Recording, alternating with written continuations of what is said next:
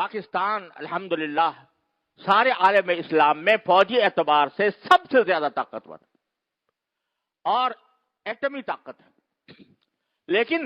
پاکستان کو ایسا الجھایا گیا ہے، اقتصادی زنجیروں کے اندر جکڑ کر ایسا پھانسا گیا ہے کہ وہ قرضوں کے اس کے اوپر انبار ہیں، قرضے بھی انہی لوگوں کے ہیں، لہذا وہ غلامی کی زنجیروں میں پاکستان اقتصادی غلامی کی زنجیروں میں جکڑا ہوا ہے، لہذا یہاں سے بھی جو بیانات آ رہے ہیں وہ پھسپھسے قسم کے،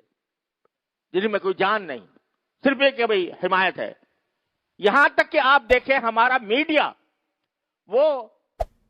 ان خبروں کو کوئی اہمیت ہی نہیں دے رہا، اس کو بجائے وہ جو ہمارے آپس کے جھگڑے ہیں ہر اس کے اندر آپ کھولو، اگر میڈیا کو کھولیں تو جو آپس کے جھگڑے ہیں ان کا تذکرہ ملے گا کہ نواز شریف آ رہے ہیں اور عمران کے ساتھ یہ ہو رہا ہے، وہ عمران خان اور نواز شریف اور شہباز شریف اور سارا جو میڈیا ہے انہی کی خبروں سے بھرا ہوا ہے، اور کرکٹ کی خبروں کو بھی مقدم کیا ہوا ہے۔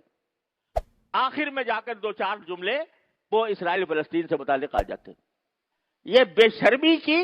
اور بے حیائی کی اور بے غیرتی کی زبردست مثال ہے کہ ہمارے کام پر جو ہی نہیں رنگ رہی۔